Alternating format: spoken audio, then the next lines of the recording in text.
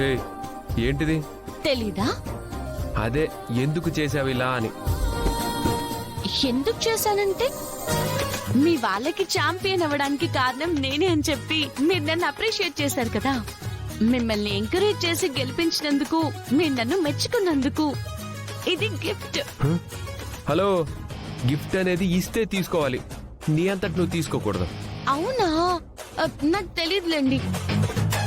సరే అండి, మీరేవ్వండి. ఓయ్, ఓయ్, చనువిచ్చాను కదా అని ఓవర్ చేయొద్దు. ఆ?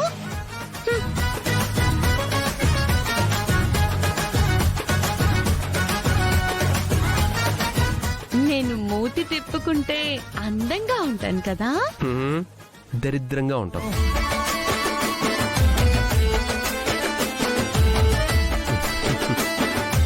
సర్లే, ఊరికే సరదాగా అన్నాను. నిజంగా నీ వల్లే గెలిచాను.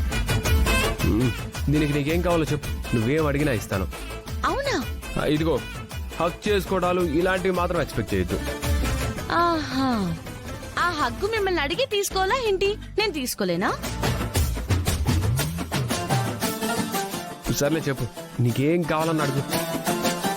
నేనెప్పుడూ కోరుకునేది ఒకటేనండి, మీ ప్రేమని. నన్ను మీరెప్పుడు ప్రేమగా దగ్గరికి తీసుకుంటారా అని ఎదురు చూస్తూ ఉన్నానండి. నాకు కావాల్సింది ఆ ప్రేమ. అలాగని మిమ్మల్ని నేను బలవంతంగా దగ్గరికి తీసుకోను. ఎందుకంటే ప్రేమ అనేది మనసులో నుంచి పుట్టాలి, బలవంతంగా పుట్టదు కదా. ఎదురు చూస్తూ ఉంటాను.